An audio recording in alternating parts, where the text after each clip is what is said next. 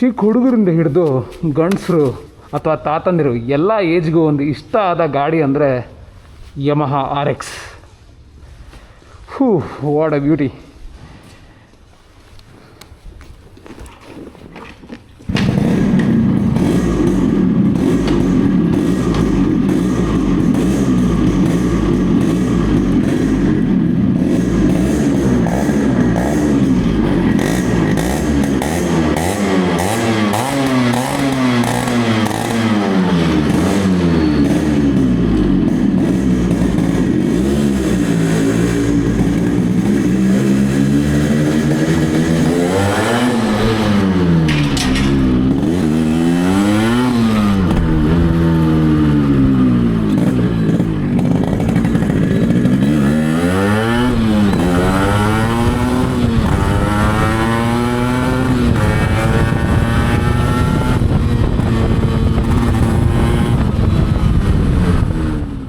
ಇದು actually normal Indian RX ಅಂತ ಹೇಳೋದಕ್ಕಿಂತ ಇಂಪೋರ್ಟೆಡ್ RX ಅಂತಲೇ ಹೇಳ್ಬೋದು. ಯಾಕಂದರೆ ಇದು ನಾರ್ಮಲ್ RX100 ಅಂತೂ ಅಲ್ವೇ ಅಲ್ಲ.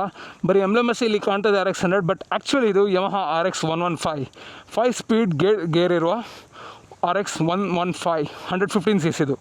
ಆ್ಯಂಡ್ ಈ ಗಾಡಿ ಎಷ್ಟು ಸ್ಪೆಷಲ್, ಯಾಕೆ ಸ್ಪೆಷಲ್ ಅಂದರೆ ಎಲ್ಲರೂ ನಾರ್ಮಲಾಗಿ ಈಗಿನ ಕಾಲದಲ್ಲಿ 3 ತಿಂಗಳು 4 ತಿಂಗಳು ವೇಟಿಂಗ್ ಪೀರಿಯಡ್ ಇದೆ ಅಂತ ಹೇಳ್ಕೊಂಡು ಗಾಡಿನೇ ಕ್ಯಾನ್ಸಲ್ ಮಾಡೋ ಕಾಲದಲ್ಲಿ ಈ ಗಾಡಿ ಬಿಲ್ಡ್ ಮಾಡೋಕ್ಕೆ 3 ರಿಂದ 4 ವರ್ಷ ತಗೊಳ್ತು.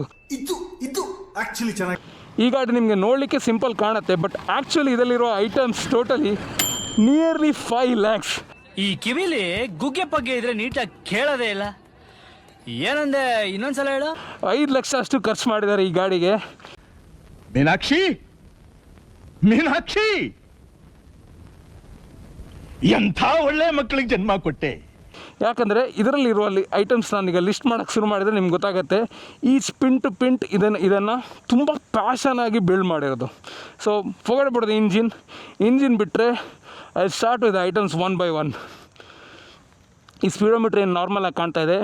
ತುಂಬ ಜನ ಹೇಳ್ಬೋದು ಇದು RX ಎಸ್ಕಾಟ್ಸ್ದು ಇಲ್ಲ ರಾಜ್ದು ಸ್ಪೀಡೋಮೀಟ್ರ್ ಅಂತ. ಇಂಡಿಯಾದಲ್ಲಿ ಲಾಂಚೇ ಆಗಿಲ್ಲ ಒಂದು ಗಾಡಿ ಇದೆ ಯಮಹಾ RX 125 ಅಂತ.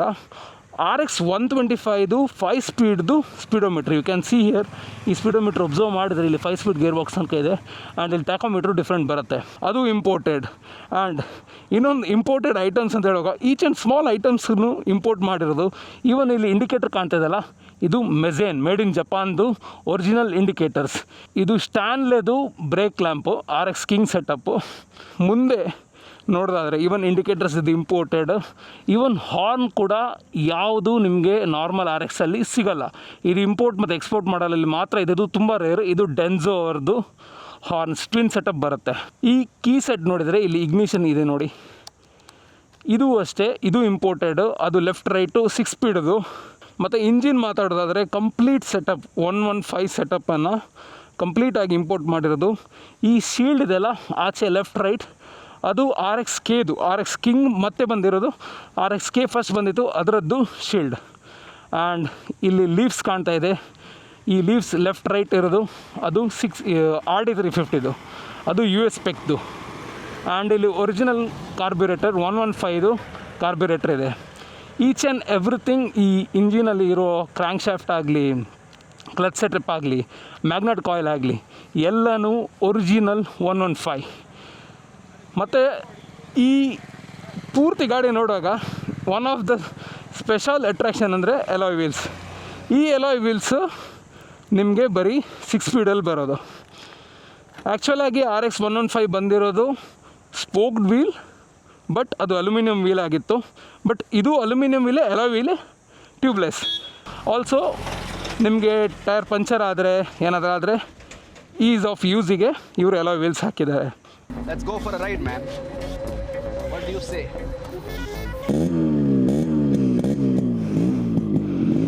ಕಂಪ್ಲೀಟ್ ಗಾಡಿ ರೀಬಿಲ್ಟ್ ಆಗಿ 3256 ಕಿಲೋಮೀಟರ್ ರನ್ ಆಗಿದೆ. ಇಂಜಿನ್ ಸೀಟಿಂಗ್ ಎಲ್ಲ ಆಗಿದೆ, ಸೊ ಅದಕ್ಕೆ ಸ್ವಲ್ಪ ಉಜ್ಜಾಡ್ಬೋದು.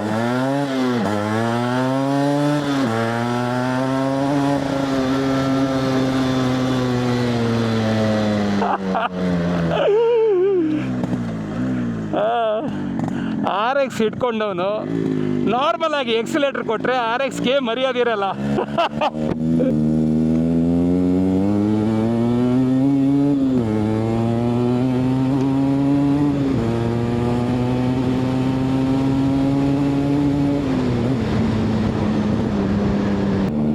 ಸೊ RX 115 ಈಗ ಗ್ಲೋಬಲಿ ಈ ಬೈಕ್ ಎಲ್ಲಿ ಸ್ಟ್ಯಾಂಡ್ ಆಗುತ್ತೆ ಅಂದರೆ, ಆ್ಯಕ್ಚುಲಿ ಇದು RX 115 is more powerful than 100 as well as 135. ಈಗ ಸ್ಟಾಕ್ ಸೆಟಪಲ್ಲಿ I am not saying that ಈಗ ಎಷ್ಟೋ ಜನ ಕಾಯಿಲ್ ಪವರ್ಫುಲ್ ಮಾಡ್ತಾರೆ, ಮ್ಯಾಗ್ನೆಟ್ ಕಾಯಿಲ್ ಪವರ್ಫುಲ್ ಮಾಡ್ತಾರೆ, ಬೋರನ್ನು ರೀಬೋರ್ ಮಾಡ್ತಾರೆ, ಸ್ಪೆಷಲ್ ಕಾರ್ಬ್ಯುರೇಟರ್ಸ್ ಹಾಕ್ತಾರೆ, ಎಲೆಕ್ಟ್ರಿಕಲ್ ಚೇಂಜ್ ಮಾಡ್ತಾರೆ, ಸುಮಾರೆಲ್ಲ ಮಾಡಿಫಿಕೇಷನ್ಸ್ ಮಾಡ್ತಾರೆ.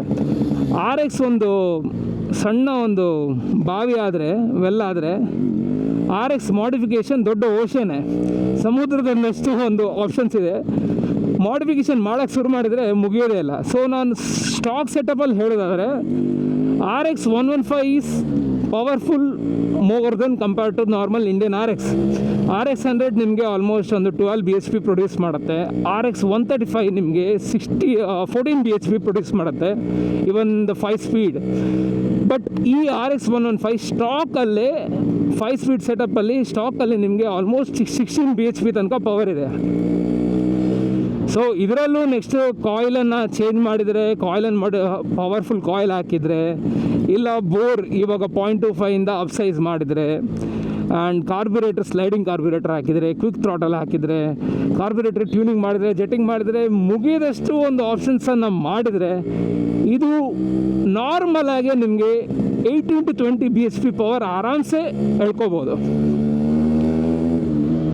ಯಾಕೆ ಈ ಗಾಡಿ ಕಂಪ್ಲೀಟಾಗಿ ರೆಡಿ ಮಾಡೋಕ್ಕೆ 3 ವರ್ಷ ಆಯಿತು ಅಂತಂದರೆ, ಇದರಲ್ಲಿರೋ ಎಲ್ಲ ಐಟಮ್ಸು ಒಂದೊಂದಾಗಿ ತುಂಬಾ ಹುಡುಕಾಡಿ ತಂದಿರೋ ಐಟಮ್ಸ್. ಈಗ ಈ 115 ಇಂಜಿನ್ ನೋಡಿದರೆ ಇದು 4x8 ಸೆಟಪ್ ಇರುವ ಇಂಜಿನ್ ಬ್ಲಾಕ್. ಅದರ ಹೆಡ್ ಆಗಲಿ ಇದೆಲ್ಲ ಅಲ್ಯೂಮಿನಿಯಂ, ಇದೆಲ್ಲ ಪೌಡ್ರ್ ಕೋಟೆಡೆಲ್ಲ ಸಪ್ರೇಟಾಗಿ ಪೇಂಟ್ ಏನು ಮಾಡಿಲ್ಲ. ಇದು ಬಫ್ಡ್ ಇಂಜಿನ್ ಕ್ರ್ಯಾಂಕ್ ಕೇಸ್, ಅದರದ್ದು ಕವರ್, ಈವನ್ ಕಿಕ್ಕರ್ ಕೂಡ ಇಲ್ಲಿ ನೋಡಿ ಬರೆದಿದೆ ನೋಡಿ 4x8 ಒರಿಜಿನಲ್ 115 ಕಿಕ್ಕರ್. ಯಾವ ಬೋಳಿ ಮಗನಿಗೆ ಅರ್ಥವಾಗುತ್ತದೆ. ಈಗ ಇಂಜಿನ್ ಬಗ್ಗೆ ಮಾತಾಡಿದರೆ ಒರಿಜಿನಲ್ Y1 ಬೋರಲ್ಲಿದೆ, ಇಂಡಿಯಾದಲ್ಲಿ ಬರೋದು ಈ Y1 ಬೋರ್, ಇದು Y1 ಬೋರ್. ಒರಿಜಿನಲ್ Y1 ಬೋರಲ್ಲಿದೆ, ಒಮ್ಮೆನೂ ರೀಬೋರ್ ಆಗಿಲ್ಲ, ಹಾಗೆ ಸ್ಟಾಕ್ ಸೆಟಪ್ಪನ್ನು ಹಾಕಿ ರೆಡಿ ಮಾಡಿರೋದು. ಅನ್ಯೂಸ್ Y1 ಬೋರ್ ಸಿಕ್ಕಿತ್ತು ಇವರಿಗೆ, ಅದನ್ನು ಹಾಗೆ ರೆಡಿ ಮಾಡಿದರು.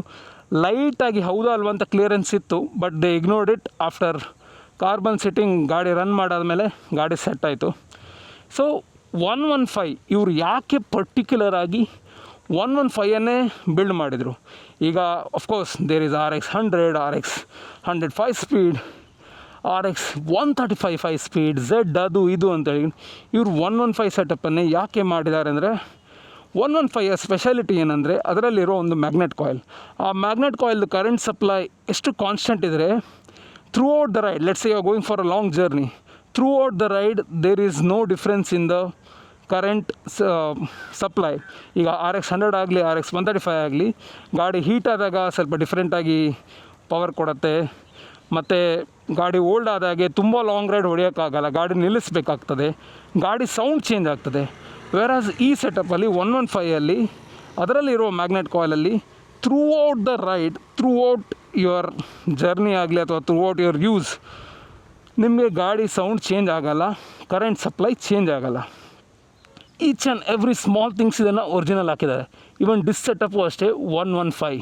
ಮತ್ತು ಇನ್ನೊಂದು ಏನಂದರೆ ಸಸ್ಪೆನ್ಷನ್ ತುಂಬ ಜನ ಗ್ಯಾಬ್ರೆಲ್ ಅದು ಇದು ಅಂತೇಳಿ ಒರಿಜಿನಲ್ ಆಗ್ತಾರೆ, but this suspension is from Japan, originally from Kayaba. ಇದನ್ನು ಇಂಪೋರ್ಟ್ ಮಾಡಿದ್ದಾರೆ. ಸಸ್ಪೆನ್ಷನ್ ಎರಡು ಆಚೆ ಹಿಂದೆ ಮುಂಚೆ ಇರೋದು, ಹಿಂದೆ ಅಲ್ಲ ಲೆಫ್ಟ್ ರೈಟ್ ಇರೋದು ಕಯಾಬಾ ಸಸ್ಪೆನ್ಷನ್.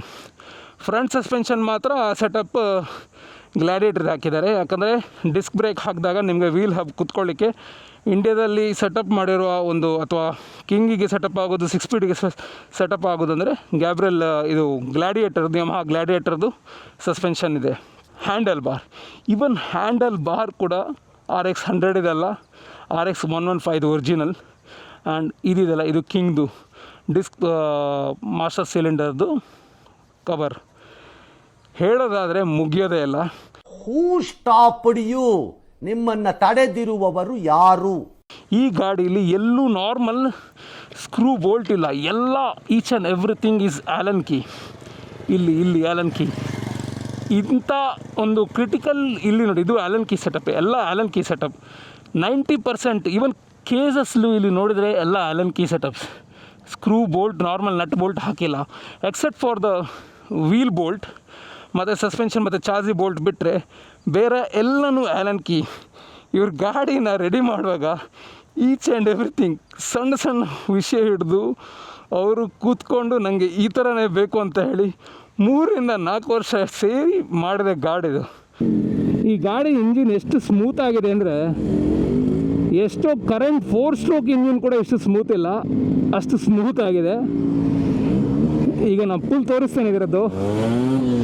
ಟಾಕೋಮೀಟರ್ ನೋಡಿ,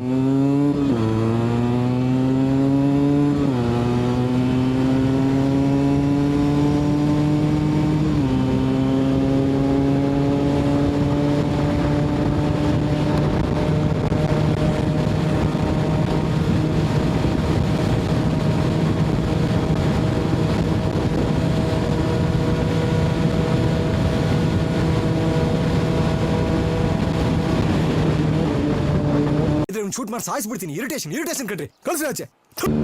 ಸೊ ನಾ ಹೇಳಿದ್ದೆಲ್ಲ ಇದರದ್ದು horn setup, dual horn setup, imported horns. Horn ಹೇಗೆ ಸೌಂಡ್ ಇದೆ ನೋಡಿ. ಈ ಹಾರ್ನ್ ಆ್ಯಕ್ಚುಲಿ ಜಪಾನ್, ಇಂಡೋನೇಷ್ಯಾದಲ್ಲಿ ಸ್ಟಾಕ್ ಆಗಿ ಬರ್ತಿತ್ತು, RX King, RX KL ಎಲ್ಲ. ಆ ಹಾರ್ನನ್ನು ಇಂಪೋರ್ಟ್ ಮಾಡಿರೋದು. ಈಗ ಈ ಹಾರ್ನ್ ಸಿಗೋದು ತುಂಬ ಕಷ್ಟ ಆಗಿದೆ. ಈ ಗಾಡಿ ರೆಡಿ ಮಾಡೋಕ್ಕೆ 5 ಲಕ್ಷ ಹತ್ತಿರ ಹೇಗಾಯಿತು ಅಂದರೆ, ಫಸ್ಟ್ ಆಫ್ ಆಲ್ 115 ಬೋರು ಸಿಗೋದೇ ಇಲ್ಲ ಇಂಡಿಯಾದಲ್ಲಿ, ಅದನ್ನು ಇಂಪೋರ್ಟ್ ಮಾಡಿರೋದು. So each and every small items 2-3 ವರ್ಷದಲ್ಲಿ ಅದು ಬೇಕು ಇದು ಬೇಕು ಅಂತ ಹೇಳಿಕೊಂಡು ಒಂದೊಂದೇ ಐಟಮ್ ಇಂಪೋರ್ಟ್ ಮಾಡುವಾಗ ಅದರ ನಾರ್ಮಲ್ ಕಾಸ್ಟ್ ಹಿಡಿದು ಅದನ್ನು ಇಂಪೋರ್ಟ್ ಕಾಸ್ಟ್ ಮಾಡಿರೋದ್ರಿಂದ each and every custom duty pay ಮಾಡಿ ಅದನ್ನು ಅಲ್ಲಿಂದ ಇಲ್ಲಿಗೆ ತರಿಸಿ ಯಾರಾದರೂ ಮಿಡಲ್ ಮ್ಯಾನ್ ಇನ್ವಾಲ್ವ್ ಆಗಿ ಅದರದ್ದು ಪ್ರೈಸ್ ಜಾಸ್ತಿ ಆಗಿ, ಸೊ ಇದೆಲ್ಲ ಲೆಕ್ಕ ಹಾಕಿದರೆ ಟೋಟಲ್ ಆಗಿ ಐಟಮ್ಸೇ ಆಲ್ಮೋಸ್ಟ್ 3 ಲಕ್ಷ ವರ್ತಿದೆ ಈ ಗಾಡೀಲಿ.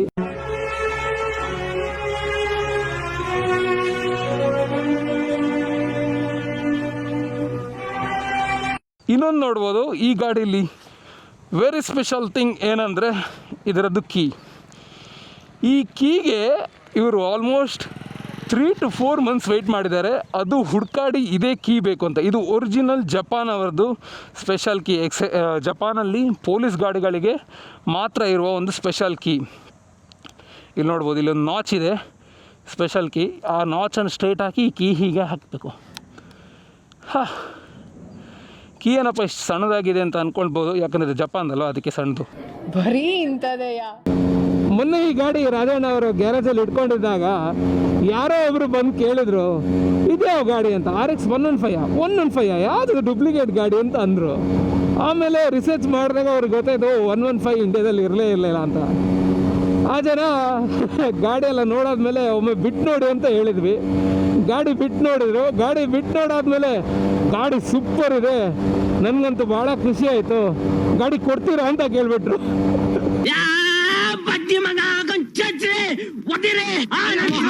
ನೋಡಿ, ಇಂಥ ಗಾಡಿ ಯಾರಾದರೂ ರೆಡಿ ಮಾಡಿರೋರು ನೀವು ಕೊಡ್ತೀರಾ ಅಂತ ಎಷ್ಟು ದುಡ್ಡು ಕೊಟ್ರು ಇದಕ್ಕೆ ಬೆಲೆ ಕಟ್ಟೋಕ್ಕಾಗಲ್ಲ.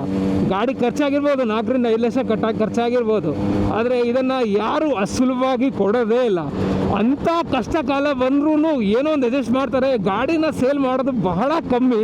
ಅವರು ಓಪನ್ ಆಗಿ ಹೇಳಿದ್ರು, ಅಣ್ಣ ನೀವು 10 ಲಕ್ಷ ಕೊಡಿ, 20 ಲಕ್ಷ ಕೊಡಿ, ಆದ್ರೂ ನಾನು ಗಾಡಿ ಕೊಡಲ್ಲ ಅಂತ. ನನಗೆ ಆ್ಯಕ್ಚುಲಿ ಆ ಸೀನ್ ನೋಡ್ತಾ ನಗಾಡ್ಲಿಕ್ಕೂ ಬಂತು, ಆಚೆ ಬೇಜಾರು ಆಯಿತು. ಯಾಕಂದರೆ ಯಾರೋ ಒಬ್ಬರು ತುಂಬ ಪ್ಯಾಷನೇಟಾಗಿ ಒಂದು ಗಾಡಿನ ರೆಡಿ ಮಾಡ್ದಾನ ಎಷ್ಟು ಸುಲಭವಾಗಿ ದೌಲತ್ತಲ್ಲಿ ನಾನು ಇಷ್ಟು ಕೊಟ್ಬಿಡ್ತೇನೆ ಫಟ್ ಅಂತ ಹೇಳ್ಬಿಡ್ತೀರಲ್ಲ, ಅದು ಆ್ಯಕ್ಚುಲಿ ತಪ್ಪು. ನಿಮ್ಗೆ ಅಷ್ಟು ಬೇಕು ಅಂತ ಇದ್ದರೆ ಗಾಡಿನ ಅದನ್ನು ಕೇಳೋ ರೀತಿ ಇರುತ್ತೆ. ನೀವು ಯಾವತ್ತಾದರೂ ಈ ಗಾಡಿ ಸೇಲ್ ಮಾಡಿದಾರ ನಂಗೆ ಹೇಳಿ. ನಿಮಗೆ ಯಾವತ್ತಾದರೂ ಈ ಗಾಡಿ ಬೇಡ ಅಂತ ಅನಿಸಿದರೆ ನನ್ನ ಹತ್ರ ಒಮ್ಮೆ ಮಾತಾಡಿ. ಇದು ಒಂದು ಮನುಷ್ಯದ ರೀತಿಯಲ್ಲಿ ಮಾತಾಡೋದು. ಸೀದಾ ದೌಲತ್ ತೋರಿಸಿದರೆ ಅದು ಏನಂದರೆ ನೀವು ಬೈಕ್ ಇಟ್ಕೋಬೇಕು, ಒಂದು ಶೋಕಿಗೆ ಇಟ್ಕೋಬೇಕು ಅಂತ ತಗೊಳ್ಳೋದತ್ತೆ ಹೊರತು ಪ್ಯಾಷನಲ್ಲಿ ತೊಗೊಂಡಾಗ ಆಗಲ್ಲ. ಇಷ್ಟೇ ದುಡ್ಡಿರೋನು ಸೀದಾ ಇಷ್ಟು ದುಡ್ಡು ಕೊಡ್ತೇನೆ ನಂಗೆ ಆ ಗಾಡಿ ಕೊಡು ಅಂತ ಹೇಳೋದು ಸುಲಭ. ಆದರೆ each and every day, each and every part, day by day, week by week, month by year after year ಅದನ್ನು ರೆಡಿ ಮಾಡಿ ಒಂದು ಪ್ಯಾಷನೇಟ್ ಆಗಿ ಬಿಲ್ಡ್ ಮಾಡಿ ಅದನ್ನು ಓಡಿಸೋ ಖುಷಿ ಇದೆಯಲ್ಲ ನಿಮಗೆ, ಅದಕ್ಕೆ ಪ್ರೈಸೇ ಇಲ್ಲ. ಇಟ್ಸ್ ಪ್ರೈಸ್ಲೆಸ್, ಅದಕ್ಕೆ ಬೆಲೆ ಕಟ್ಟೋಕ್ಕೆ ಆಗಲ್ಲ. ಇವನ್ ಸೈಲೆನ್ಸರ್ ಕೂಡ ಇದರದ್ದು 115 ಒರಿಜಿನಲ್, ಬೆಂಡ್ ಪೈಪ್ ಕೂಡ ಒರಿಜಿನಲ್. ಈ ಗಾಡಿಯಲ್ಲಿ ಮತ್ತೆ ಎಕ್ಸ್ಟ್ರಾ ಫಿಟ್ಟಿಂಗ್ಸ್ ನೋಡೋದಾದರೆ ಮೊಬೈಲ್ ಹೋಲ್ಡರ್ ಹಾಕಿದ್ದಾರೆ, ಮತ್ತು ಆಕ್ಸಿಲರಿ ಲ್ಯಾಂಪ್ಸ್ ಹಾಕಿದ್ದಾರೆ. ಮತ್ತು ಸ್ಪೆಷಲ್ ಅಂದರೆ ಇಲ್ಲೊಂದು ಬಾಕ್ಸ್ ಇದೆ. ಬೆಳಿಗ್ಗೆ ಮನೆಗೆ ಹಾಲು ತರಬೇಕಾದ್ರೆ, ಸಂಜೆ ಆಲ್ಕೋಹಾಲ್ ತಗೊಂಡು ಹೋಗ್ಬೇಕಾದ್ರೆ ಈ ಬಾಕ್ಸ್ 200 ರುಪೀಸ್.